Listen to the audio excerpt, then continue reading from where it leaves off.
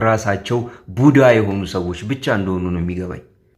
ክፉ አይን፣ ቡዳ፣ ኢቭል አይ እና ማህበራዊ ሚዲያ የሀብት ቤተሰብና በረከቶችን ማጋራት ኃይልህን እንዴት ሊያወርዶ ይችላል? በዛሬው የዲጂታል ዘመን ሰዎች የሚያስደስታቸውን ፎቶ፣ ቪዲዮስ፣ ውድ ልብሶች፣ ዕቃዎች፣ ውብ ቤቶች፣ ለግዠሪ ላይፍ፣ የተሳካ ጋብቻዎችና የልጆቻቸውን ፎቶ ማጋራት ይወዳሉ። ነገር ግን ብዙ ሰዎች ብዙ መጋለጥ፣ እዩኝ ማለት ከመጎዳት በተጨማሪ አለቅጥ አሉታዊ መንፈሳዊ ኃይል እንደሚስብ አያውቁም። አንተም ንቃ።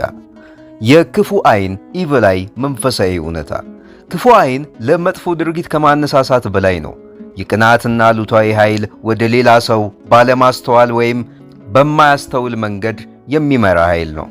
መጽሐፍ ቅዱስ ስለዚህ ጉዳይ ያስጠነቅቀናል። መጽሐፈ ተግሣጽ ምዕራፍ 3 ቁጥር 4 ላይ ቁጣ፣ ቅናት ምሕረት የሌለው ነው፣ መዓቱም እንደ ጎርፍ ይፈሳል፣ ነገር ግን ቅንዓት ፊት ማን ይቆማል ይላል።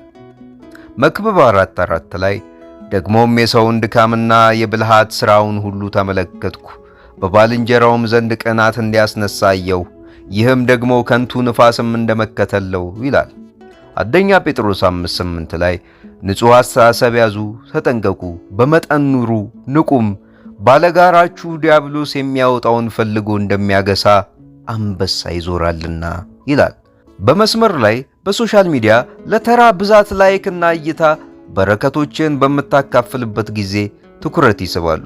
አንዳንዶቹ ጥሩ፣ አንዳንዶቹ መጥፎ። በገንዘብህ፣ ስኬትህ ወይም ደስታህ ላይ በጣም ብዙ ክፉ አይኖች ኃይልህን፣ ኤነርጂ፣ እድሎችህንና የቤተሰብ ደህንነትን ሊጎዱ ይችላሉ።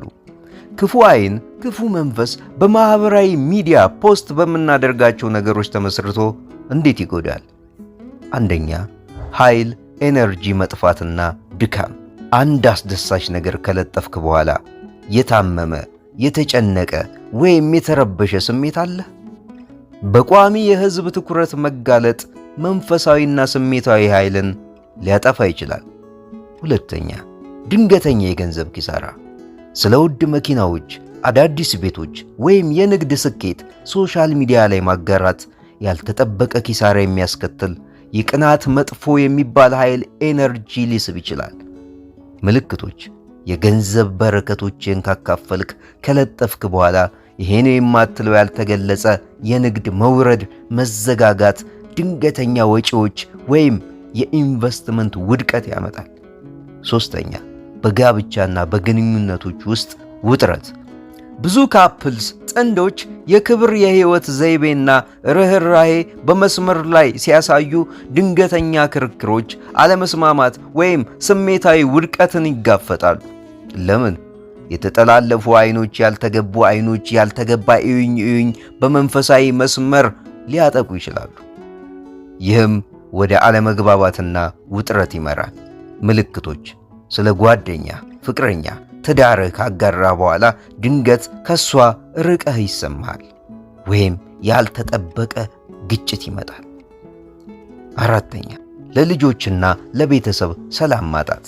የሕፃናት ፎቶዎች ወይም የቤተሰብ ጉዳዮችን ማጋራት የሚወዷቸውን ሰዎች ለአሉታዊ ኃይል፣ በማያስተውል ኃይል እንዲጠመዱና እንዲጋለጡ ያደርጋል። ሕፃናት በክፉ ኃይል ለመያዝ፣ ለመጎዳት የበለጠ ተጋላጭ ናቸው ተብሎ ይታሰባል። ምክንያቱም ኃይላቸው ንጹሕና ያልተጠበቀ ነው። ምልክቶች: ያልተገለጸ የጤና ችግር፣ የማያቋርጥ መናወጥ ወይም የሕፃን ስሜታዊ ሁኔታ ድንገት መለዋወጥ፣ ለውጥ ማምጣት። አምስተኛ፣ የተከለከሉ ዕድሎችና የዘገየ ስኬት። ስለሚመጣ በረከት ከማጋራት በኋላ ዕድሉ ድንገት እንደተሰረዘ አስተውለህ ነበር? ለምን? አንዳንድ ሰው ምቀኛ ነው። እንዲመጣ እንድታገኝ የማይፈልግ ክፉ አይን አላቸው። የማያስተውሉትም ቅናት ለእድገትህ የማይታይ እንቅፋት ሆኖ ሊያገለግል ይችላል። ምልክቶች: ስለሚመጣ ሥራ፣ የንግድ ስምምነት ወይም የማሳደግ ዕድል ሶሻል ሚዲያ ላይ ካጋራችሁ በኋላ ነገሮች ያለ ምክንያት ይቀያየራሉ። ክፉ አይን ኢቭል አይ ከማህበራዊ ሚዲያ እንዴት ራስን ማስጠበቅ እንደሚቻል እንመልከት። ለተከታዮችህ ምን እንደምታካፍል በጥንቃቄ ምረጥ። ሁሉም ነገር ማስቀመጥ አያስፈልግም። ትልቁን በረከቶችህን የግል አድርግ። የክብር ዕቃዎችህን፣ የግንኙነት ዝርዝሮችንና የገንዘብ ስኬትን በቋሚነት ማጋራትን አስቀር። ሁለተኛ፣ በረከቱ እስኪረጋገጥ ድረስ ለላይክና ላልተገባ ይቅናህ ኮሜንት አትልጥፍ፣ አትናገር፣ አታጋራ። ይቅር። ቤት ገዝተህ ወደ አዲስ ቤት ከመሄድ በፊት አታስታው፣ አታጋራ፣ እዩኝ እሬ አትበል። ስለ እርግዝናሽ በጣም ጓጉተሽ ማህበራዊ ሚዲያ ላይ አታጋሪ። ሶስተኛ፣ ሶሻል ሚዲያ ላይ አንዳንድ ጠቃሚ ነገሮች ግድ ከሆነ ከመለጠፍህ በፊትና በኋላ መንፈሳዊ ጥበቃ ተጠቀም። ስለ ማህበራዊ ሚዲያ ቦታ፣ ስለ ክፉ ሰዎች ሴራም ጸልይ። ክፉ ነገር ወደ አንተ አይቀርብም፣ መቅሰፍትም ወደ ቤት አይገባም። በመንገድህ ሁሉ ይጠብቁ ዘንድ መላእክቱን ስላንተ ያዛቸዋል ይላል መዝሙር 90:10 ላይ። ለጥበቃው አንብብ። መስቀል በቤትህ በአንገትህ፣ የመጽሐፍ ቅዱስ ጥቅስ ወይም መንፈሳዊ የጥበቃ ሐረግ በቤትህ በስልክህ ላይ አስቀምጥ። አራተኛ፣ የሀብትህንና የቤተሰብህን ግላዊነት ደብቅ። በፎቶዎች ውስጥ ውድ ዕቃዎች፣ ለግዠሪ የሆኑ አኗኗሮች እይታ ውስጥ የሚገቡ ከሆነ ደብቅ። የሕፃን ልጅህ ሙሉ ፊት አታጋራ። ደግሞስ ቢቀርስ? አንዳንድ ነገሮች የተቀደሱና የግል ይሁኑ።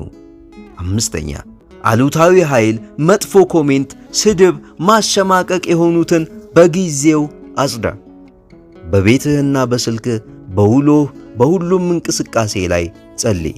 ቤትህን፣ ራስህን፣ አንዳንድ ጠቃሚ ነገርህን በቅዱስ ዘይት፣ ጠበል፣ እምነት ቀባ። ኃይልህን፣ አቋምህን ለመመለስ ከማኅበራዊ ሚዲያ መረጃ ለትንሽ ጊዜ መራቅ ደግሞ ተመራጭ ነው። የመጨረሻ ማስጠንቀቂያ፣ ኃይልህን እንደ ገንዘብ ጠብቅ። ማኅበራዊ ሚዲያ ኃይለኛ መሳሪያ ሊሆን ይችላል፣ ነገር ግን መንፈሳዊ ወጥመድም ሊሆን ይችላል። እያንዳንዱ ተከታይ ጓደኛ አይደለም። እያንዳንዱን ማወቅ በረከት አይደለም።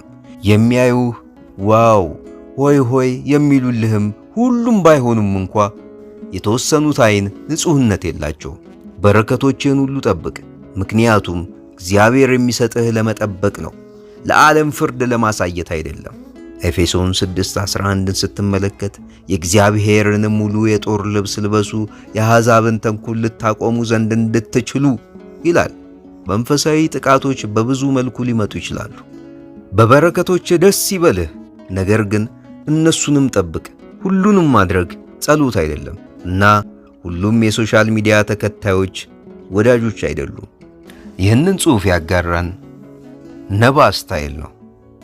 እጅግ አድርገን እናመሰግናለን።